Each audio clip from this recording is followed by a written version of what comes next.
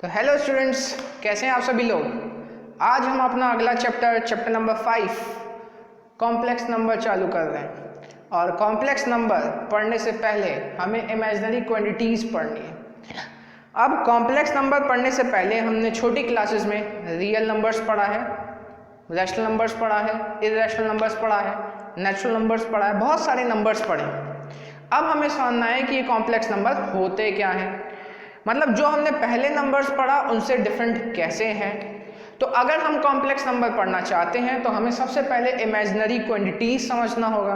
अब ये imaginary quantities है क्या, ये मैं आपको अभी बताता हूँ। हमने अभी तक पढ़ा कि हम किसी भी नंबर का स्क्वायर करें हमें हमेशा पॉजिटिव आंसर मिलता है। मेरे कहने का मतलब है, हमसे कहा गया था कि आप नेगेटिव नंबर का स्क्वायर करो तो भी आपको पॉजिटिव मिलेगा, आप पॉजिटिव नंबर का स्क्वायर करो तो भी आपको पॉजिटिव आंसर मिलेगा, आप रूट का स्क्वायर निकालो, रूट कैंसिल हो जाएगा तो भी आपको पॉजिटिव आंसर मिलेगा। ऐसा भी हो सकता है -√7 हो, इसका स्क्वायर कर दो तो भी आपको पॉजिटिव 7 आंसर मिलेगा। तो ये मैं बता क्यों रहा हूँ, क्योंकि इमेजिनरी क्वांटिटीज वो क्वांटिटीज होती हैं जिनका स्क्वायर करने पे पॉजिटिव आंसर नहीं बल्कि नेगेटिव आंसर आए। तो मैंने क्या बोला, इमेजिनरी क्वांटिटीज वो क्वांटिटीज होती हैं जिनका स्क्वायर करने पे नेगेटिव आंसर आए। तो अब आप सोच लोगे स्क्वायर करने पे नेगेटिव आंसर कैसे, तो हम देखते हैं। जैसे कि मैंने बोला √-1, आप इसका स्क्वायर कर दो तो आंसर आपको -1 मिलेगा कि नहीं मिलेगा। हमसे तो ये बताया गया था रूट कैंसिल हो जाता है। अब ये रूट के अंदर है साइन, तो एक और लिख लेते हैं -√3 द होल स्क्वायर, इसका आंसर कितना आएगा, -3 आएगा कि नहीं आएगा। तो मतलब ऐसी क्वांटिटीज जिनका स्क्वायर करने पे आपको नेगेटिव आंसर मिले उन क्वांटिटीज को क्या कहा जाता है, इमेजिनरी क्वांटिटीज कहा जाता है। अब इन इमेजिनरी क्वांटिटीज को डिनोट किया जाता है आई से, याद रखिएगा। इन इमेजिनरी क्वांटिटीज को किससे डिनोट किया जाता है, आई से। किसको डिनोट किया जाता है ये भी मैं आपको बता देता हूँ, याद रखिएगा। इस पूरे चैप्टर में हम √1 को आई मानेंगे। आई मतलब आयोटा, इसका पूरा नाम होता है आयोटा। इस पूरे चैप्टर में हम √-1 की जगह क्या लिखने वाले हैं, आई लिखने वाले हैं। आई मतलब आयोटा। जैसे कि मैं आपको एग्जांपल दे दूं, जैसे कि लिखा हो मान लीजिए √-44। अगर ये √-44 लिखा है तो हम इसे ऐसा लिख सकते हैं √44 और √-1। और √-1 क्या होता है, आयोटा होता है। देख लीजिए √-1 क्या होता है, आयोटा। तो इसे लिखेंगे √44 आयोटा मतलब आई। मान लो कुछ ऐसा दिया हमें √-26, तो इसे हम लिखेंगे माइनस साइन को हटाने के लिए √26 एज इट इज, और ये √-1 अलग से। तो √26 और √-1 क्या होता है, आयोटा। तो ये आ गया √26 आयोटा।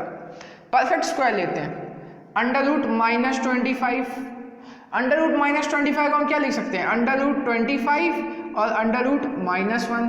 तो √25 क्या होता है, सभी को पता है 5, और √-1 क्या होता है, आई इमेजिनरी क्वांटिटीज। तो 5i मतलब 5 आयोटा। शायद आप समझ गए होंगे। एक और क्वेश्चन आखिरी बता देता हूँ, √-49 को i के फॉर्म में कैसे लिखेंगे, √49 और √-1। √49 होता है 7, √-1 क्या होता है, आयोटा। तो हम इतना ना करके डायरेक्ट भी लिख सकते हैं, जरूर थोड़ी कि वैसे ही लिखना है। जैसे -64, तो आप इसे लिख सकते हो 8 आयोटा। कैसे आया ये शायद अब आपको समझ में आ जाना चाहिए। तो मैंने आपसे बताया कि इमेजिनरी क्वांटिटीज क्या होती हैं। अब कुछ और वैल्यूज हम निकाल लेते हैं, जैसे कि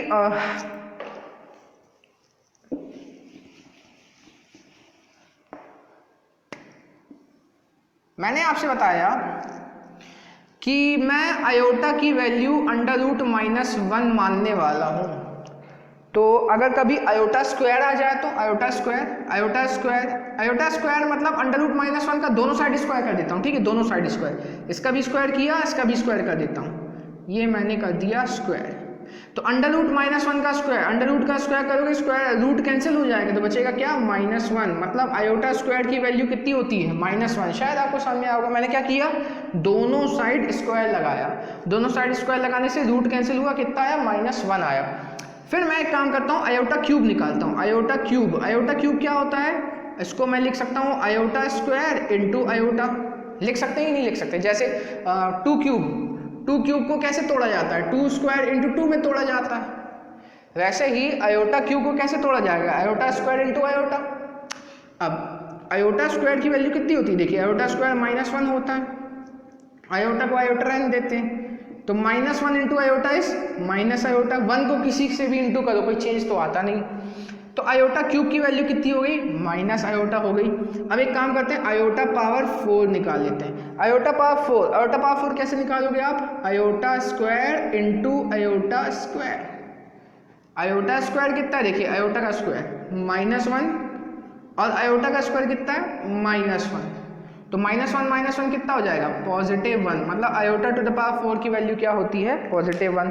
तो आपको कुछ चीज़ें इसमें याद नहीं करनी, इन द सेंस हाँ याद हो क्वेश्चन में डायरेक्ट तो पुट कर सकते हो आप, बाकी कैसे आती है तो मैंने आपको बता दिया। क्या याद करने बोला हूँ, हम क्वेश्चन में आयोटा की जगह आयोटा ही रखेंगे। इस चैप्टर में हम जब भी क्वेश्चन सॉल्व करेंगे तो आयोटा की जगह आयोटा ही रखेंगे, बस हमें पता होगा कि आयोटा का मतलब क्या होता है, अंडर रूट -1। अच्छा आयोटा स्क्वायर आ जाए, आयोटा स्क्वायर आ जाए तो आयोटा स्क्वायर की जगह क्या रखना है, हमें -1 रखना है, ये हमें याद होना चाहिए। कैसे आता है मैंने आपको बता दिया, आप पॉज करके वीडियो को जरूर लिख लेना इसको। आयोटा क्यूब की वैल्यू मैंने कितनी डिराइव कराई, माइनस आयोटा, और आयोटा टू द पावर 4 की वैल्यू कितनी आई 1। ये चीज़ें हमें याद होनी चाहिए ताकि हमें क्वेश्चन करने में आसानी हो। ये हमने कुछ वैल्यूज़ बता दी आपको, ये सारी आई स्क्वायर, आई क्यूब, आई 4, आई मत बोलिएगा, आयोटा ज़्यादा ठीक रहता है। अब हमने समझ लिया कि इमेजिनरी क्वांटिटीज़ क्या होती हैं। अब हमारा काम है समझना जो हमारे चैप्टर का नाम है कॉम्प्लेक्स नंबर्स। तो कॉम्प्लेक्स नंबर क्या होते हैं, अब ये हमें समझना है यहाँ पे। तो चलिए मैं इसे मिटा देता हूँ, आप पॉज करके लिख लीजिएगा। अब हम आगे बढ़ते हैं, कॉम्प्लेक्स नंबर समझते हैं।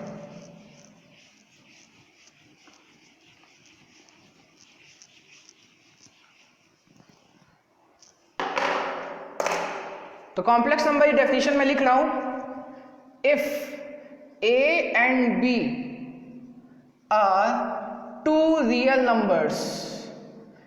आप अगर 11 तक आ चुके हैं तो अब आपको ये डाउट नहीं होना चाहिए कि रियल नंबर्स क्या होते हैं। तो हम डायरेक्ट इसमें लिख रहे हैं, if a and b are 2 real numbers then number in form of a plus iota b, a plus iota b is called complex number, is called complex number। Tension मत लेना, बहुत कठिन नहीं है। देखो a और b यहाँ पे क्या है, 2 रियल नंबर्स हैं। रियल नंबर्स क्या होता है ये आप 9th में 10th में पढ़ चुके हैं। तो a और b 2 रियल नंबर्स हैं, और जो भी नंबर इस फॉर्मेट का होगा, कौन से फॉर्मेट का, a प्लस आयोटा b, वो कहलाएगा कॉम्प्लेक्स नंबर। क्या फॉर्मेट बोला मैंने, a प्लस आयोटा b। आप सोचोगे अरे यार ये क्या है a प्लस आयोटा b, बहुत आसान है, बस याद रखिएगा ये फॉर्मेट a और b क्या होंगे, रियल नंबर्स होंगे। अब रियल नंबर्स की जगह कुछ भी पुट कर लो। देखो मैं a की जगह पुट कर देता हूँ, मान लो मुझे अच्छा लग रहा है a की जगह 4 plus iota as it is, और b की जगह में पुट कर देता हूँ 5। तो 4 + 5 आयोटा एक कॉम्प्लेक्स नंबर है। अच्छा एक और a प्लस आयोटा b का फॉर्मेट देखो, a प्लस आयोटा, a की जगह में रख देता हूँ √3 प्लस आयोटा, b की जगह में 5 ही रहने देता हूँ, तो ये भी एक कॉम्प्लेक्स नंबर हो गया। अच्छा एक और फॉर्मेट a की जगह में रख देता हूँ -7 और b की जगह रखता हूँ मैं -6, ये -6 रखा, तो ये आ गया -7 ± -6 i। अब आप i इधर लिखो या इस साइड लिखो, बात एक ही होती है। तो ये हो गया कॉम्प्लेक्स नंबर। मतलब सीधी सी बात आपको याद रखनी है, कोई भी नंबर अगर इस फॉर्मेट में दिया गया है, किस फॉर्मेट में, ए प्लस आयोटा बी, जहाँ मैं आपको बता चुका हूँ ए और बी क्या है, रियल नंबर है। आई तो अभी मैंने बताया आपको इमेजिनरी क्वांटिटी होती है, इसकी कितनी वैल्यू होती है ये भी मैंने आपको बताया, तो आसान है। कॉम्प्लेक्स नंबर किसके फॉर्मेट में होते हैं, ए प्लस आयोटा बी के फॉर्मेट में होते हैं। अब ए और बी क्या होगा, यहाँ पर रियल नंबर होगा और आयोटा यहाँ पे क्या है, इमेजिनरी नंबर है, तो इसे हम क्या कहेंगे, कॉम्प्लेक्स नंबर कहेंगे। जैसे इसका एग्जाम्पल मैं कुछ भी लिख सकता हूँ, ए की जगह लिख दिया 6/7 प्लस बी की जगह लिख लिया 5, तो ये हो गया 5 आयोटा। ठीक है, आयोटा आगे पीछे कहीं भी चल सकता है, इनटू है। एक और एग्जांपल लिख लेते हैं, -2/3 अच्छा लग रहा है मुझे ए की जगह, प्लस बी की जगह मुझे अच्छा लग रहा है -7/5 आई आयोटा। एक और एग्जांपल लिख लेते हैं, चलिए मैं आपको बिल्कुल एकदम ऐसा है ना कि आप मुश्किल में ना पड़े, कॉम्प्लेक्स नंबर बहुत आसान है, अच्छे से समझ जाइए।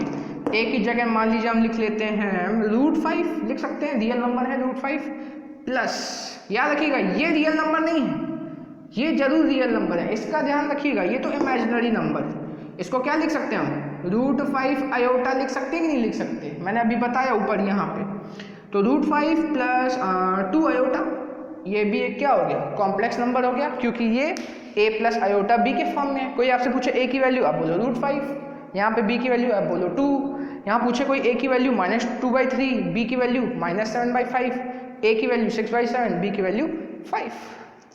चलिए, तो मतलब मैंने आपको बताया कोई भी number a plus iota b के फॉर्म में होगा तो उसे हम क्या कहने वाले हैं, कॉम्प्लेक्स नंबर कहने वाले हैं। तो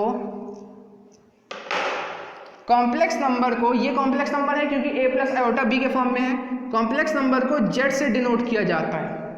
ठीक है, z से डिनोट किया जाता है कॉम्प्लेक्स नंबर को, z, कुछ लोग ऐसे भी लिखते हैं इसे, ठीक है ना। कॉम्प्लेक्स नंबर को z से डिनोट किया जाता है, a plus iota b complex number है, जहां पर ये जो a है, ये a है रियल पार्ट ऑफ z और ये जो b है इसे कहा जाता है इमेजिनरी पार्ट ऑफ z। मैंने सबसे पहले आपको बताया कि complex number a plus iota b के फॉर्म में होता है। अब कॉम्प्लेक्स नंबर किससे डिनोट किया जाता है, z से। इस a को कहा जाता है रियल पार्ट ऑफ z। इस z कॉम्प्लेक्स नंबर का ये a क्या है, रियल पार्ट है। रियल पार्ट क्यों है मैं इससे क्लियर करा दूंगा आपको। b इमेजिनरी पार्ट है। b क्यों इमेजिनरी पार्ट है, क्योंकि उसके साथ कौन लगा हुआ है, i लगा हुआ है। i क्या होता था, इमेजिनरी क्वांटिटी होता था।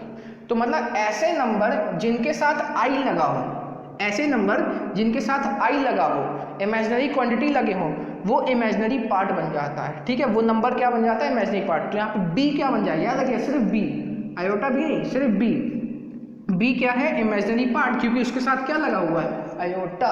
लेकिन a के साथ कुछ भी नहीं लगा, इसलिए वो क्या है, रियल पार्ट है। किसका रियल पार्ट है, z का। और z कौन है, कॉम्प्लेक्स नंबर। कॉम्प्लेक्स नंबर कौन होते हैं, जो कि नंबर किसके फॉर्म में होते हैं, a प्लस आयोटा b, जहाँ पे a क्या है, रियल पार्ट है, b क्या है, इमेजिनरी पार्ट है, i क्या होता है, ये चीज। i की वैल्यू i रखेंगे, वरना वैल्यू तो हमें पता है √-1। क्वेश्चन में ये अपन को ऐसे सॉल्व करना है और अगले लेक्चर में मैं आपको क्वेश्चन बता देता हूँ। उससे पहले आप अपना ये कंसेप्ट एकदम क्लियर कर लीजिए। थैंक्स।